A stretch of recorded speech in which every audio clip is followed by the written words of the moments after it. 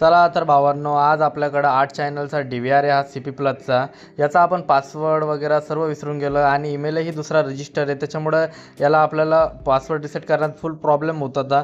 तर मग ते टेक्निकल सपोर्टनी न झाल्यामुळं आपल्याला हार्ड रिसेट करायचा आहे. तर तो कसा करणार आपण या व्हिडिओच्या माध्यमातून बघणार आहोत. तर सर्वात पहिले आपण DVR ओपन करून घेणार आहोत. DVR ओपन केल्यानंतर आपल्याला DVR मध्ये हार्ड डिस्क आणि ग्रीन कलरची PCB दिसते. या PCBवर आपण बघतोय की भरपूर छोटे छोटे जंक्शन्स तिथं म्हणजे मार्किंग थ्रू केलेले आहे. तर त्यामध्ये आपल्याला J26 हे पोर्ट चेक करायचं आहे. त्या पोर्टवर जाऊन एक कॅट6चा तुकडा घ्यायचा आणि त्या दोघी पोर्टला शॉर्ट करायचं. शॉर्ट केल्यानंतर पॉवरला ऑन करायचं. DVRची पॉवर ऑन केल्यानंतर आपला DVR जो आहे तो नॉर्मली बीप देतो.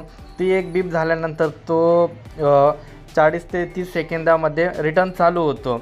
तर अशा प्रकारे आपण त्याला हार्ड रिसेट करू शकतो आणि त्याच्यानंतर परत तो हार्ड रिसेट झाल्यानंतर मग आपण आपली जी पहिल्यापासून जी प्रोसेस असते पासवर्ड सेट करायची ती आपण सेट करू शकतो. अशा प्रकारे आपण DVR हा हार्ड रिसेट करू शकतो. धन्यवाद भावांनो, थँक्यू.